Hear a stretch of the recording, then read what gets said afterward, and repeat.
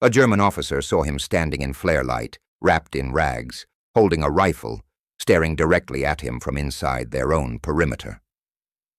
Wilhelm Krauss ordered his men to fire, but when he blinked, the figure vanished into thin air. And then they heard it. A single rifle shot tears through the darkness, German soldiers shouting, flares igniting the sky, bodies in the sand, confusion, terror, no footprints, no shell casings, no shooter, just the wind and the dead. The next morning, Krauss wrote a letter he never sent. "There is something out here we cannot kill." What happened 3 nights later would prove he was right. During the Siege of Tobruk in 1941, Allied soldiers wore a sniper appeared only after their worst defeats, killed dozens of Germans in a single night, and vanished like smoke in the desert. No one ever saw his face. No one knew his name. But the bodies kept piling up. Wartime letters, desert fortifications, exhausted troops, all telling the same impossible story. The official records? Silent.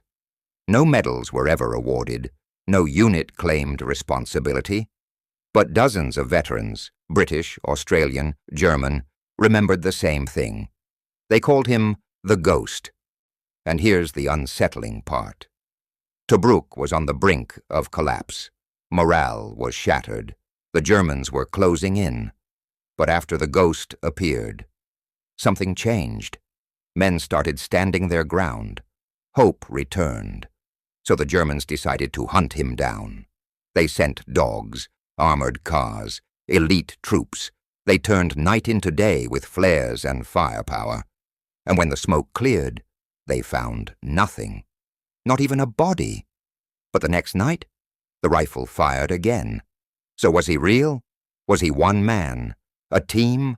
A legend that soldiers needed to believe in so badly that they made it true? In this video, we're going to trace how the Ghost first appeared in the blood-soaked sand of Tobruk. Then we'll follow the German commander who became obsessed with killing him. And finally, we'll uncover why the truth behind the legend is more chilling than you think. Because if the Ghost wasn't real, why did German soldiers start refusing night patrols? Real quick, before we get into the blood and sand of this story. Imagine being so skilled, so relentless, so dedicated to protecting your brothers in arms that an entire army starts to believe you're immortal. The Ghost didn't ask for glory. He didn't want medals. He just kept pulling the trigger when everyone else had given up hope. If you support warriors who fight when the odds are impossible, soldiers who become legends because they refused to quit, smash that subscribe button. Every like you give this video helps us tell more stories like this one. Stories about the people history forgot, but soldiers never will. And here's what I want from you. Drop a comment and tell us where you're watching from. Tokyo, Toronto, Texas, somewhere in the deserts where the Ghost once walked? Let us know. Because these stories connect us across time and distance. And I want to see how far this legend reaches. All right, let's rewind to where it all began. April 1941. The desert doesn't care who's winning. Tobruk sat on the edge of the Mediterranean like a broken tooth, half fortress, half graveyard. The siege had turned it into something worse than a battlefield. It was a pressure cooker, a nightmare you couldn't wake up from. The shelling never stopped. Not really. Even when the guns went quiet, you could feel the next barrage building in your bones. German 80s would open up at dawn, turn the harbor into a fountain of fire and shrapnel, then go silent just long enough for you to think maybe it was over. Then they'd start again. Random. Relentless. Designed to break you from the inside out. Sleep became a rumor. Food became a memory. The ration trucks that made it through brought hard biscuits that could crack a tooth and tinned beef that tasted like rust. Men lost weight they couldn't afford to lose. Skin stretched tight over ribs. Eyes sank deeper. Some stopped eating altogether. Not because they were noble, but because their stomachs had forgotten how. And the worst part? There was no front line. In a normal battle, you know where the enemy is. You dig in, you hold a position. But Tobruk wasn't normal. The Germans controlled the land around the city. The Allies controlled the city itself. But in between, a no-man's land of sand, wire, minefields, and shadows. Patrols went out and didn't come back. Sentries heard movement and couldn't tell if it was wind, rats, or men crawling through the dark with knives. The desert played tricks on you. Sound didn't travel straight in Tobruk. Artillery fire from 2 miles east would echo off the dunes and hit your ears from the west. But a shout from 50 yards away could vanish completely. And at night, God, at night, you'd hear boots on gravel that weren't there. Voices in languages you didn't speak. The clatter of equipment from empty stretches of sand. Isolation did the rest. No reinforcements coming. No relief in sight. Just you, the heat, the shells, and the slow realization that the world had forgotten you existed. Fear spreads fast in places like that. And so do rumors. Arthur Bellamy didn't believe in miracles. He was a sentry, 22 years old, shepherd's son from Yorkshire, the kind of man who kept his head down and his mouth shut, and did his job, because that's all you could do. The night it happened, he'd been on duty for 11 hours straight. The Germans had pushed hard that day, overran an outpost, killed a dozen men, and sent the rest scrambling back inside the wire. Morale was in the gutter. Bellamy stood in his trench with a rifle he wasn't sure he'd have the strength to fire and watched the darkness like it might swallow him whole. Then he heard it. Crack! One shot. Clean. Sharp. Somewhere far beyond the wire. He froze, held his breath, listened. Another shot. Then another. Slow. Methodical. Each one separated by a silence so complete it made his ears ring. In the morning, Bellamy sat down with a pencil stub and a piece of wrinkled paper and wrote home. Someone's still fighting out there. He didn't know who. He didn't know why. But for the first time in weeks, he felt like maybe, just maybe, they weren't completely alone. 2 days later, a British patrol found the bodies, 5 German soldiers, and sprawled across a stretch of dunes a mile outside the perimeter. No Allied unit had been in that area. No one claimed responsibility. And when the officers examined the scene, the pieces didn't fit. No tracks leading back. No spent shell casings in the sand. And the kills themselves, clean, precise, professional, came from angles that made no sense together. One man shot from the east, another from the south, a third from a position so far away it shouldn't have been possible in the dark. The patrol leader filed his report with shaking hands. The officers read it, said nothing, filed it away, but the men talked. He comes after bad days, someone whispered in the chow line. He never comes back, another added, spooning cold beans into his mouth. The story spread like fever. Some said it was a lone sniper who'd gone rogue. Some others claimed it was a soldier who'd been left behind weeks ago and refused to die. A few swore they'd seen movement on the dunes at dusk, a figure wrapped in rags, carrying a long rifle, vanishing into the heat shimmer before you could blink. They started calling him the Ghost. Fear and hope walked hand in hand after that. The Germans feared the dark. The Allies hoped the dark was on their side. And then Lieutenant Thomas Red Harcourt arrived. Red didn't believe in ghosts. He believed in rations, range tables, and keeping his men alive long enough to see home. He was 31, practical, a schoolteacher before the war. The kind of officer who checked the math twice and trusted evidence over instinct. When he took command of a battered section near the harbor road, the first thing he noticed wasn't the equipment or the fortifications. It was the way his men carried themselves. They stood a little straighter, slept a little easier, smiled when they shouldn't have any reason to smile.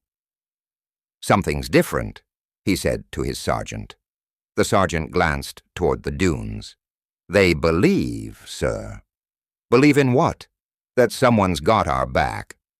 Harcourt frowned. He'd read the reports. He'd seen the bodies. He knew the math didn't add up. But he also knew this. His men were holding ground they should have abandoned. They were fighting harder, lasting longer. And for the first time in his career, Lieutenant Thomas Harcourt asked himself a question that would haunt him for the rest of his life. What if belief is the weapon? Harcourt heard the rifle 3 nights later. He was standing outside his dugout, smoking a cigarette he didn't want, staring at the stars because sleep had become impossible. The night was still. Too still.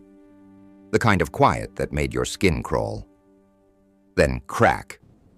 The sound came from so far out it barely registered. A whisper of a gunshot, muffled by distance and wind. Harcourt's head snapped up. He knew rifles. He knew range. And that shot had come from at least 1,000 yards beyond the wire, maybe more. He waited, counted heartbeats. Crack. Another shot. Same direction, same impossible distance. Then a pause. Long enough that Harcourt thought maybe it was over. Crack. A 3rd shot. But this one came from a different angle. West instead of north. Harcourt felt the hairs on his arms stand up. Not from fear, from recognition. Whoever that was, whatever that was, knew the desert, knew patience, knew exactly when to fire and when to vanish. At dawn, he took a patrol out. They found the bodies 1/2 mile past the wire. 3 German soldiers, neat holes, no wasted ammunition. Each man killed from a different position, angles that spread across hundreds of yards of open ground. Harcourt knelt beside the first body. Entry wound below the helmet brim, clean, professional. He looked at the second. Same story. The third was even farther out, shot from a completely different direction. He stood, turned in a slow circle, tried to map the firing positions in his head.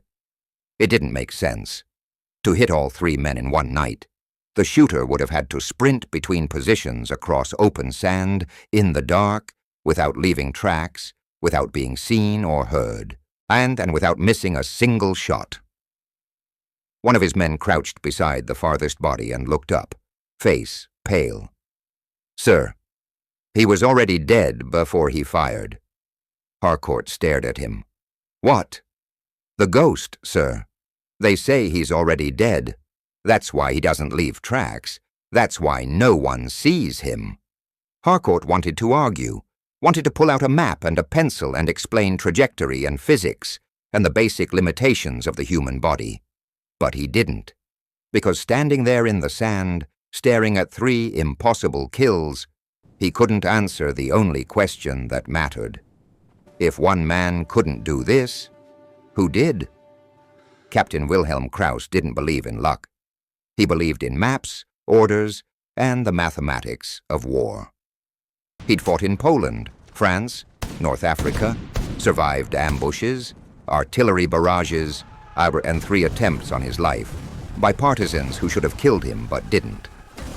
He was 41 years old, methodical, and very, very good at his job. But in May of 1941, something started going wrong. First, it was Corporal Ritter's patrol. 4 men sent to probe the Allied wire. They never came back. Search teams found them at dawn. Clean kills, surgical precision, no signs of struggle. Then Sergeant Vogel's squad. 6 men, same result. Krauss filed the reports himself. Wrote them carefully, concisely, enemy sniper active, location uncertain, casualties mounting. His superiors told him to adapt, set traps, use decoys. Kraus was good at this. He'd hunted snipers before. So he laid wire in patterns designed to funnel movement, posted false sentries stuffed with straw and helmets, and sent out patrols with orders to draw fire so spotters could triangulate the position. The patrols vanished anyway. No matter what Kraus did, men kept dying, always at night, always when they were farthest from help, and always, the kills came from angles that shouldn't exist. Then came the night that changed everything.